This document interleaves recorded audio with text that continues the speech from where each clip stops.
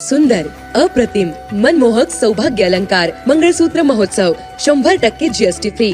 मयूर अलंकार, सराफ बाजार आणि गंगापूर रोड, नाशिक. ताज्या बातम्यांसाठी नाशिक न्यूजच्या YouTube चॅनलला सबस्क्राईब करा आणि बेल आयकॉनला प्रेस करा.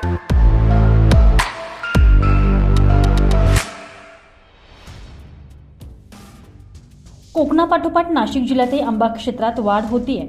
पेठ, सुरगाणा, त्र्यंबकेश्वर, दिंडोरीसह नाशिक तालुक्यात आंबा पीक क्षेत्रात वाढ झालेली आहे.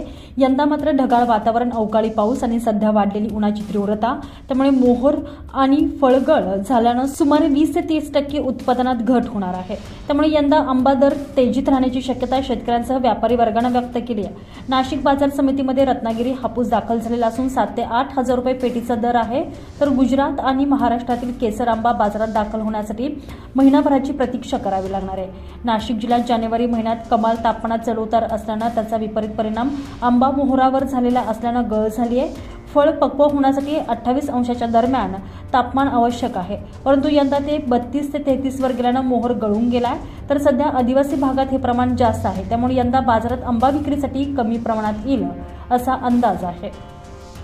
शेतकऱ्यांकडे आंबा हे पीक कमी राहणार असल्यानं दरात तेजी राहण्याची शक्यता आहे. कर्नाटकहून येणारा आंबाही उशिराच दाखल होण्याची शक्यता व्यापाऱ्यांनी वर्तवली आहे. तर रत्नागिरी हापूससह केरळचा लालबाग आणि लंगडा बाजारात विक्रीला आलेला आहे. सध्या हापूस 7 ते 8 हजार रुपये पेटी या दरानं विक्री होतोय. हे दर आणखीन किमान 2 आठवडे तरी कायम राहतील असं आंबा व्यापाऱ्यांचं म्हणणं आहे. Bureau report, Nashik news, Nashik.